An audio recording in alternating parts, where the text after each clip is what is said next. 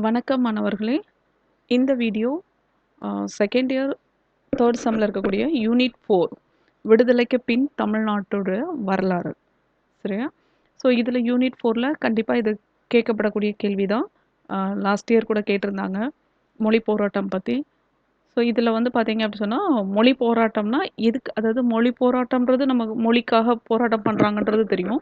So அதுக்கான explanation குடுப்பீங்க. தமிழ்நாட்ல மொழி போராட்டம் எப்ப ஆரம்பிச்சது? யார் அதுக்கெல்லாம் தலைமை தாங்குனாங்க? இதில வந்து உங்களுக்கு அ இந்த சப்டைட்டில் ஞாபகம் வச்சுக்கோங்க. இந்த மொழி போராட்டம் நடக்கிறதுக்கு முன்னாடியே, அதாவது 3000 வருஷமா காலங்காலமா என்ன செஞ்சிருக்காங்கன்னா, ஒரு மொழிய காப்பாத்துறதுக்காக நெறைய அந்த சங்கம் வச்சோ, நம்ம நெறைய தமிழ் வளர்த்தாங்க. ஏன்னா, காலங்காலமா இது இது நடந்துகிட்டே இருக்கு தமிழ்நாட்ல. தமிழ் மொழியை பாதுகாக்கிறதுக்காக, அப்ப இருந்து இப்ப வரைக்கும் நடத்தி வந்துட்டு இருக்காங்க. அப்படிங்கிறத நல்லா ஞாபகம் வச்சுட்டு, அதிலருந்து ஆரம்பிங்க.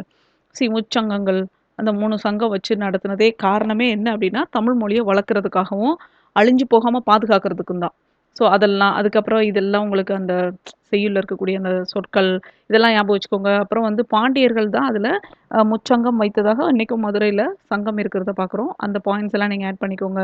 இதில 10 பாட்டு, அப்புறம் கம்பராமாயணம், அட்லீஸ்ட் இந்த பேர்கள்லாம் இதெல்லாம் ஞாபகம் வச்சுக்கோங்க. ஓகேவா?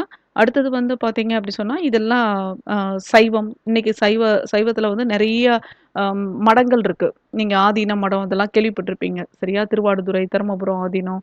இவங்க எல்லாமே வந்து சைவத்தில் அட்லீஸ்ட் சிவனுடைய பாடல்கள அவங்க என்ன செய்றாங்க, மக்கள் கிட்ட கொண்டு போய் சேர்க்கறதுக்காக, அப்ப அதுவும் தமிழ் மொழிக்காக செய்றது தானே! தமிழ் மொழியில இருக்கக்கூடிய நூல்கள் தானே! அதெல்லாம் நீங்க இதுக்குள்ள கொண்டு வரணும். இதெல்லாம் நீங்க தாராளமா சொல்லலாம்.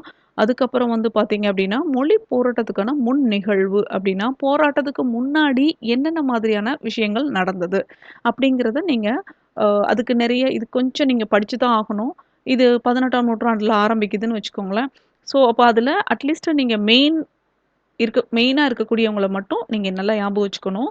அம் கால்டுவெல் கண்டிப்பா உங்களுக்கு தெரிஞ்சிருக்கணும். மொழி போராட்டம் நமக்கு வந்து நீங்க 3 செம்ல வந்து கால்டுவெல் வந்து நெறைய இடத்துல அவருடைய மொழிக்காக நம்மளுடைய மொழிக்கு நெறைய விஷயங்கள் பண்ணியிருக்காரு. அது எல்லாமே நீங்க குடுக்கும்போது, அ இந்த பேரெல்லாம் ஞாபகம் வச்சுக்கோங்க. ஸோ நம்ம மொழி போராட்டத்திலயும் இவர் வராரு. அடுத்து வந்து தமிழகவேல், உமா மகேஸ்வரர். சரியா? இவர் வந்து கரந்தை தமிழ் சங்கத்த தோற்றுவிச்சாரு. இந்த மாரி உங்களுக்கு எதெல்லாம் ஈஸியா இருக்கோ, அந்த சங்கம்லாம் ஞாபகம் வச்சுக்கோங்க. அதேமாரி "நீராறும் கடல் உடுத்த" இந்த பாடல் வந்து உங்களுக்கு ஈஸியாவே நல்லாவே நமக்கு தெரியும். இதையும் நீங்க வந்து அ பாடலுக்கு வந்து நமக்கு பேராசிரியர் சுந்தரம் பிள்ளை. சரியா? இவர் தான் தமிழ் தாய் வாழ்த்து பாடுனாரு. ஸோ, அப்ப அதெல்லாம் ஞாபகம் வச்சுட்டு, இத மைண்ட்ல ஞாபகம் வச்சுக்கோங்க. அதுக்கடுத்து வந்து வேற என்னெல்லாம் உங்களுக்கு ராஜாஜி வந்து இந்தி மொழி கட்டாயம் அப்படிங்கிற ஒரு சட்டத்த கொண்டு வராங்க. அப்புறம் தான் வந்து மும்மொழி திட்டம். இது மறக்கவே கூடாது நீங்க.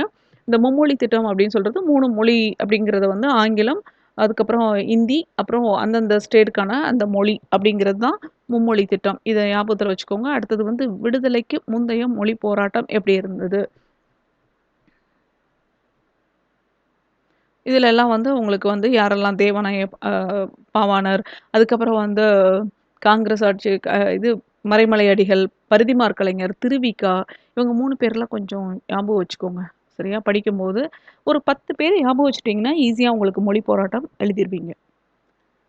இவங்கலாம் ரிப்பீட்டடா வரும். உங்களுக்கு இவங்க வந்து என்னலாம் பண்ணாங்க அப்படின்னு சொல்லிட்டு. ஆ அடுத்தது வந்து பார்த்தீங்க அப்படின்னா, போராட்ட நிகழ்வு அப்படின்னா, அந்த போராட்டத்தப்ப அங்க என்னலாம் நடந்துச்சு?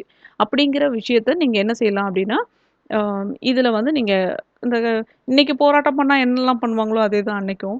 அ அ அதெல்லாம் கொஞ்சம் நீங்க ஞாபகம் வச்சுக்கோங்க. இப்போராட்டத்துல வந்து ஏராளமானோர் வந்து காவலர்கள் துப்பாக்கி, அதுக்கப்புறம் வந்து கடைசில வந்து விளைவு என்னாச்சு அப்படின்னு சொல்லிட்டு நெறைய பேரு மொழிக்காக இறந்தாங்கல்ல, அதெல்லாம் நீங்க கொஞ்சம் இன்க்ளூட் பண்ணிக்கலாம். இதுல நமக்கு வந்து என்னென்ன மாரியான கேள்விகள்லாம் வரும் அப்படின்னு சொல்லிட்டு, அ இ இப் கீழ வந்து இணைச்சிருக்கு. இதுக்கான ஆன்சர் வந்து நீங்க உள்ள பார்த்துக்கலாம். நன்றி.